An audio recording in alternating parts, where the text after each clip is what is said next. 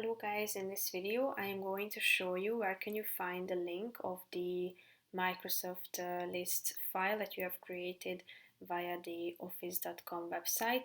But first I just want to mention, don't forget to subscribe to my channel because at 10,000 subscribers I am going to show you my whole YouTube revenue statistics and growth strategy, how to make money online. Now let's jump into it. First of all, you should open the website and create your Microsoft list.